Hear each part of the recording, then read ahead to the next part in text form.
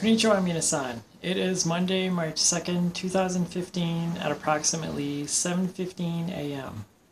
Today's topic is death and how it relates to your life and how it inspires you to live your life here and now.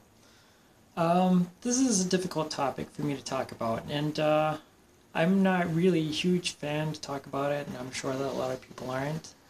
But I do believe it's something that does deserve some attention. Um, it's something that I was inspired to talk about from work.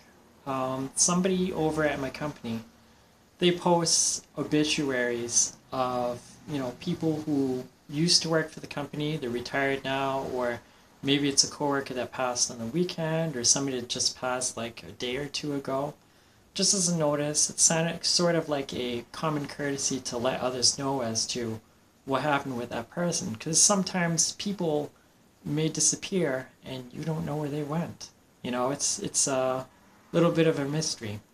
I'm not really one to go and look up obituaries. Maybe this person does. I don't know, or they get an email from certain people. Sometimes, I'm very certain that that happens. But at the center office that I report to, you go through a door and they usually post it right up there at eye level. So when you're going up to that door, right up on the window, you're about to go and open the door and push it open, and you see that posting right up there, and you can't help but read it.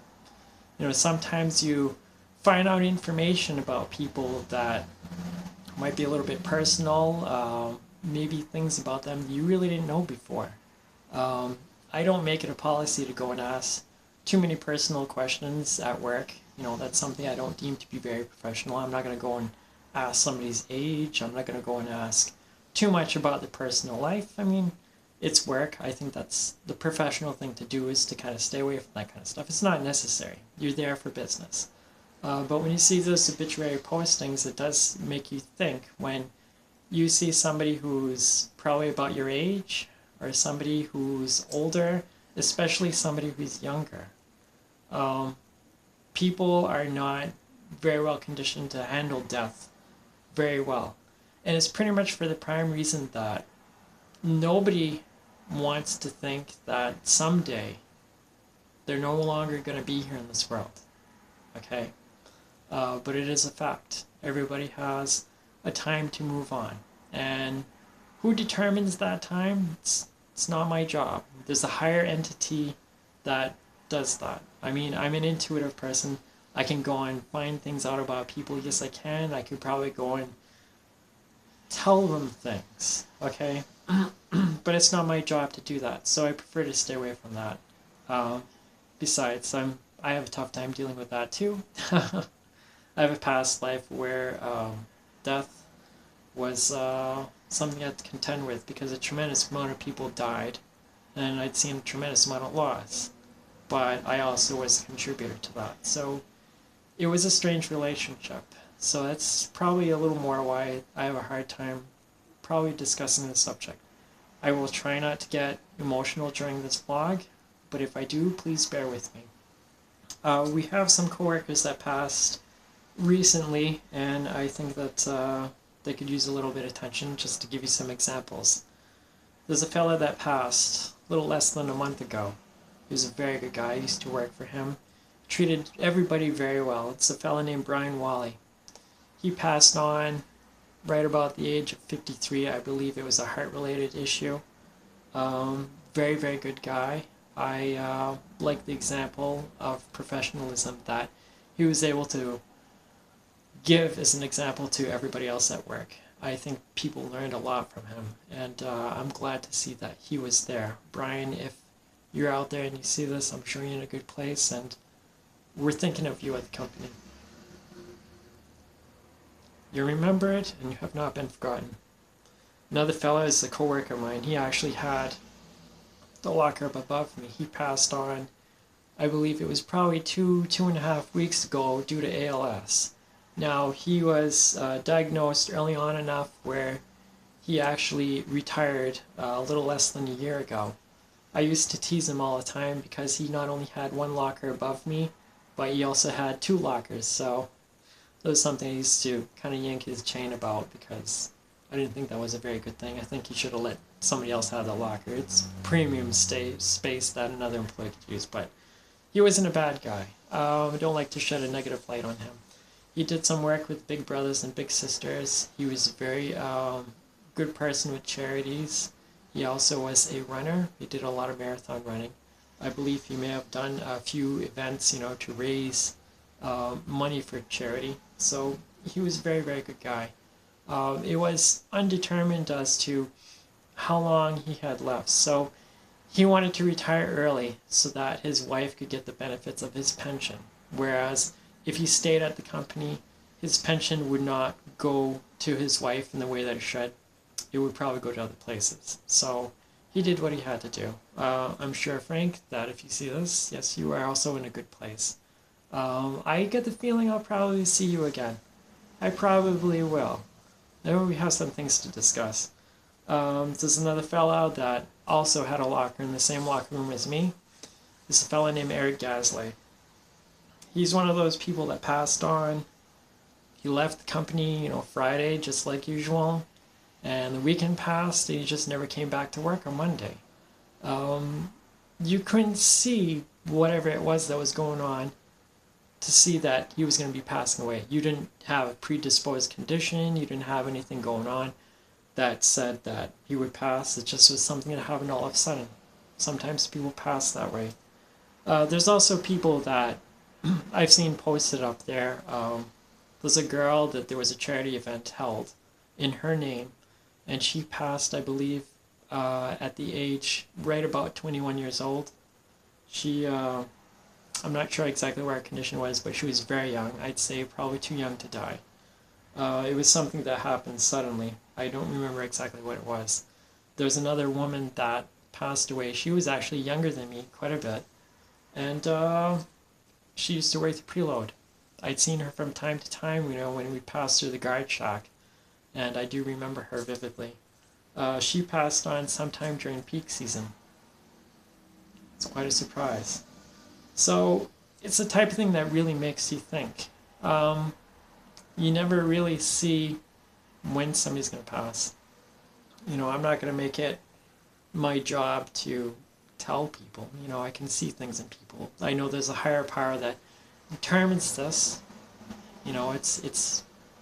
It's done for a reason. Everybody has a time and place. The interesting about people is that they tend to overlap each other, and they tend to have influences on each other. So every time you get that person that's passed away, or maybe you think they passed away too early, it's like a piece of the puzzle that's taken away from humanity. And it really makes you think of what the world would be like if they were still around. Now, there is a reason when they pass, and they pass for good reason. They have to move on to another place. I like to think that most people end up in a good place after they die. I do, and I believe that they do. Sometimes that's not always the case. I believe in reincarnation, having seen a past life. I know that people come again. Sometimes you may meet those people, you may not know who they are, and they may not know you, but that person definitely is coming back.